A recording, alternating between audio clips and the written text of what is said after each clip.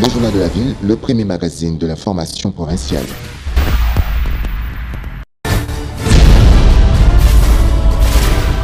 Tout de suite, le journal.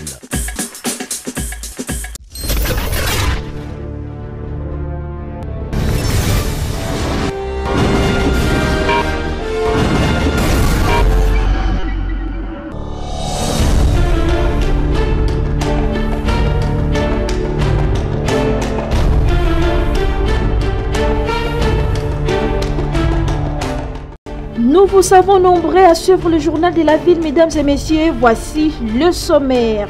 Faut-il lancer l'opération d'identification et d'enrôlement des électeurs par la Commission électorale nationale indépendante dans la province du Nord Kivu, victime de la guerre d'agression du Rwanda? Derrière le M23, la question était au centre d'une journée d'échange organisée par l'intercommunautaire du Nord Kivu.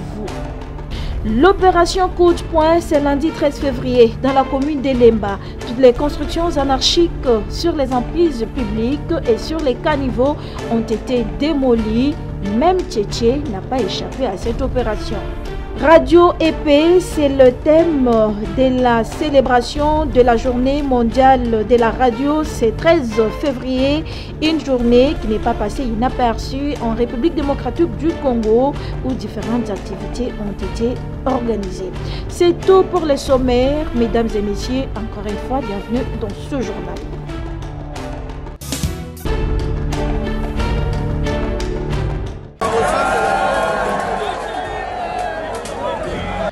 L'opération coup de poing poursuit son bonhomme des chemins. Ce lundi 13 février 2023, les bulldozers de l'hôtel de ville de Kinshasa ont rasé toutes les constructions anarchiques à Lemba Super et ses environs.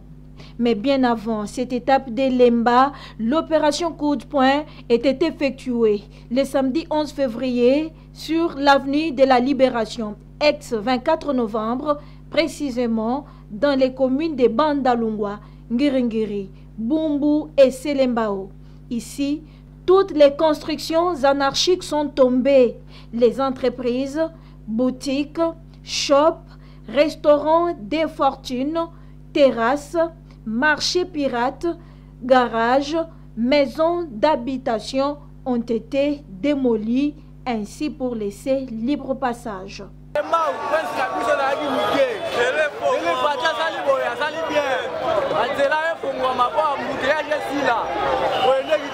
À la tête de cette opération, le gouverneur de la ville, Jantini Ngobilambaka, accompagné par son équipe.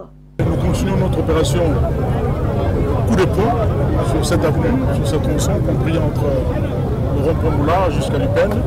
Nous sommes en train de dégager de l'emprise publique toutes les constructions anarchiques, les boutiques, les centres hospitaliers, y compris les habitations. Alors la force revient à la loi et la loi n'autorise pas les gens à construire sur les emprises publiques. Alors ici nous avons un projet qui est celui d'aménager cet espace avec des emplacements de parking. Nous allons organiser des emplacements de parking afin que le bus, le taxi-bis ainsi que les taxis puissent parquer, déposer leurs clients et aussi prendre les clients qui sont à l'attente de transport. Donc c'est un projet qui entre dans les cadres de Kinshasa Bofeto. La loi est dure, mais c'est la loi.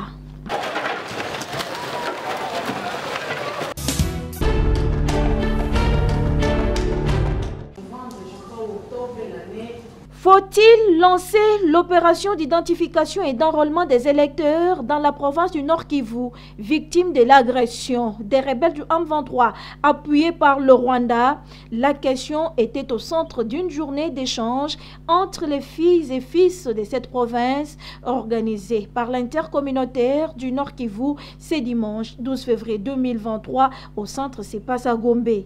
Mais d'abord, c'est une minute de silence gardée en mémoire de tous les compatriotes massacrés à Beni, Butembo, Rutshuru, Nirangongo et Masisi par les rebelles du M23 soutenus par le Rwanda.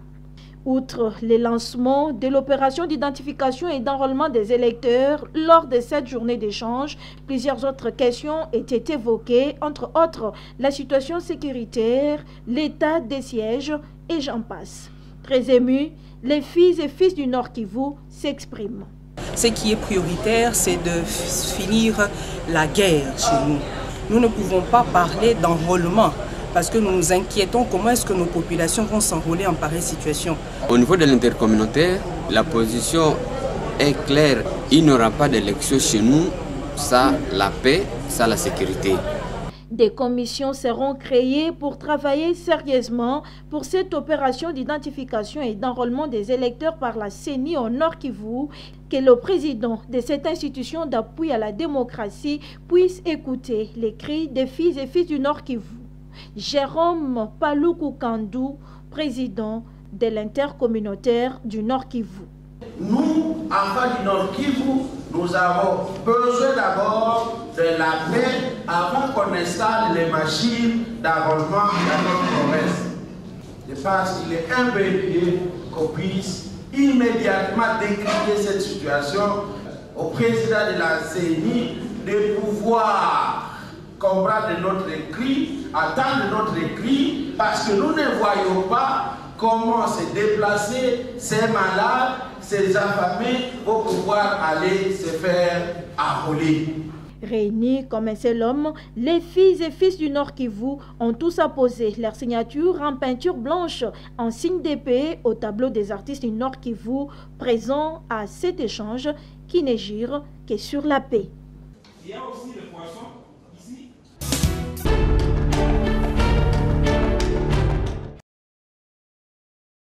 La ministre d'État, ministre de la Justice et garde Rose Mutombo Kesse a procédé ce samedi 11 février 2023 à la libération conditionnelle de plus de 500 détenus de la prison centrale de Makala. La cérémonie s'est déroulée en présence du secrétaire général à la justice, des magistrats militaires et civils. Ces 500 personnes bénéficient de cette libération du fait qu'ils étaient condamnés et ils ont déjà fait plus d'un quart de leur peine. C'est ainsi que je suis venu moi-même aujourd'hui exécuter cela pour donner un signal fort que les lois de la République doivent être respectées. Mais la grande difficulté que nous avons constatée, il s'est fait que plus de 70% des personnes qui sont détenues ici ne sont qu'en détention préventive. Et que pour bénéficier de la libération conditionnelle ou de la grâce présidentielle que nous allons exécuter dans les jours à venir, il faut obligatoirement être condamné. C'est pourquoi j'attire l'attention des cours et tribunaux et parquets pour que chacun à son niveau puisse travailler normalement pour qu'on puisse éviter autant de détenus préventifs dans nos prisons. Une journée qui restera gravée dans les cœurs de ces prisonniers qui se croyaient abandonnés, souligne le directeur de la prison centrale de Makala, Joseph Youssoufou.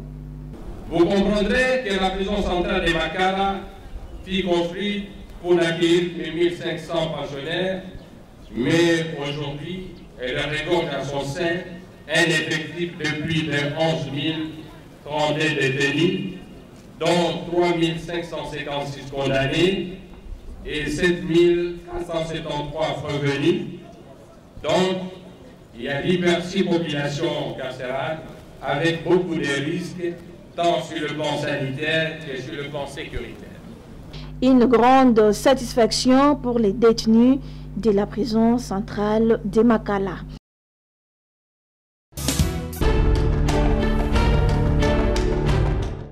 Le ministre de la Santé publique, Hygiène et Prévention, Dr Jean-Jacques Mbongani, a accordé une audience dans son cabinet de travail à la famille biologique de la petite Eliane Osingi, qui avait été sauvagement poignardée par leur bailleur l'année dernière à Kinshasa.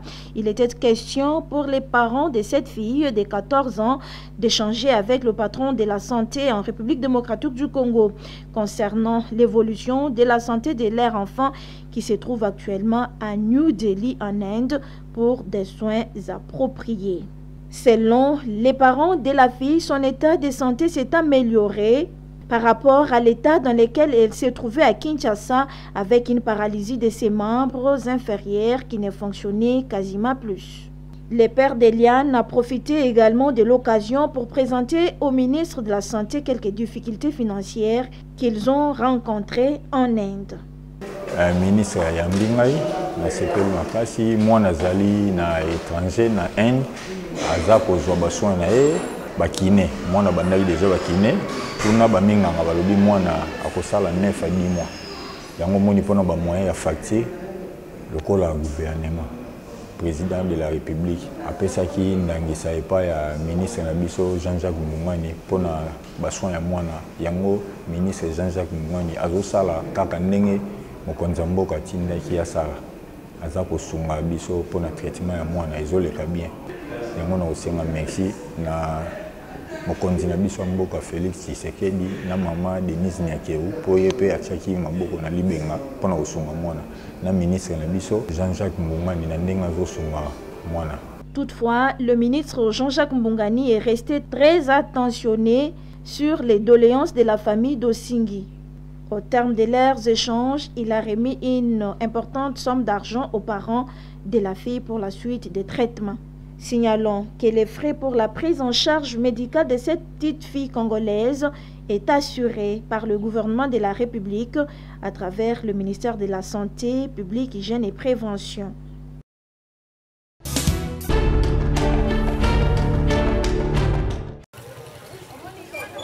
Nous sommes ici dans la commune de Ngaliema, quartier Ngomba Kikusa. Les habitants de ces coins de la capitale crient au secours aux autorités de leur venir en aide. Ils déplorent l'état de leur route principale, appelée avenue Boadi, qui se trouve dans un état de délabrement il y a de cela 15 ans. Et pourtant, Boadi, c'est la seule route qui amène plusieurs habitants du quartier Ngomba Kikusa jusqu'à leur destination. Ezali direction principale, Oyo Ezali Kozua Mongafula, et en même temps Eye Nangaliema. Ezako Bimisa Batoti vers voya route Matati.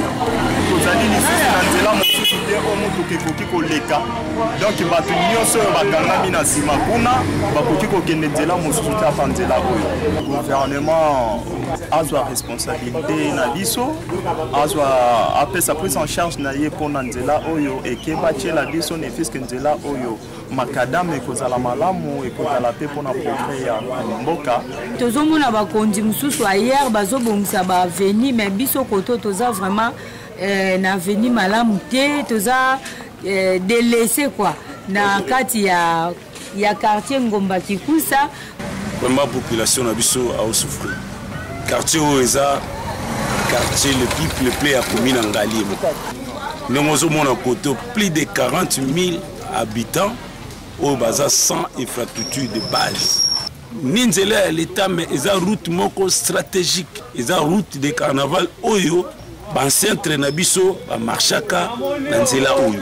Route dégradée, à cela s'ajoute le manque d'eau potable et de l'électricité. Les Kinois de ces coins boivent l'eau des forages. Les difficultés à courant, ezali que non, tous à la canaba de l'estage tout le temps et à ce moment, je crois que le transformateur ça a au courant pour les attirer. Donc, baby, depuis Kala, les bazar occupés pour nous avoir besoin c'est la mission transformateur en athée. Et ma cambouyama écoute pour le battre, tous les bins à sauter en à la caté. Donc, tout ça pour se survivre quand on a pas forage. En tout cas, pour enrichir des eaux côté, vraiment, en tout cas, toko le bélango. Mai ezalaka lisusu te tokoma vivre lokwa toza na mboka mai ikutu les régies des eaux azalaka lisusu aexista lisusu te tokoma vivre ndeti na baforage kozomba mai pasi yango wana tozobeta sete na bakonzi ya mboka barevoir kaka na biso ya quartier Ngomba Kikusa. Le seul souci des habitants du quartier Ngomba Kikusa, c'est de voir les autorités passer voir leur situation afin de trouver solution.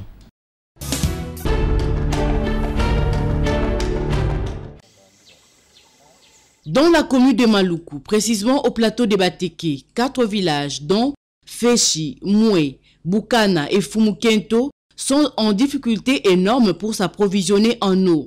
Ils y parcourent 2 à 5 km pour se ravitailler à cette eau visiblement impropre pour la santé. Ils lancent l'air SOS à l'endroit des autorités.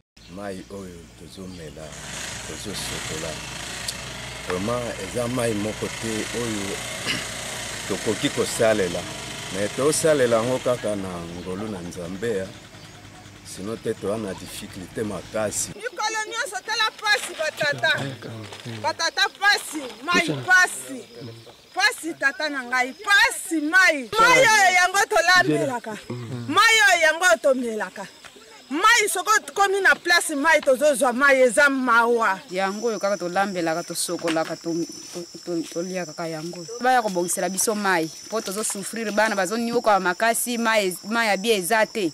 En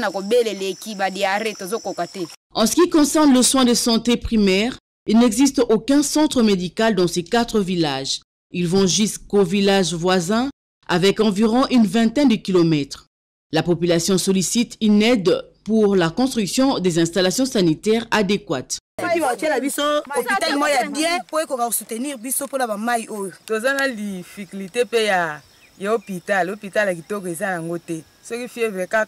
bazomema bino esika mosika donc kitoko te hôpital wana ozomona distance msu mwana silima kila bokenda ti kote kuna ozomona moye ezate mona mwana kufika kabongo bobongisela biso mwana nako boto ozomona distance bolongo kwa mwasa za na passe il fallait kenda kaka na ba distance ya bongo boya kobongisa biso hôpital bobongisa mai. Il s'est noté que ces différents villages regorgent plus de 5250 habitants qui vivent dans la misère la plus totale.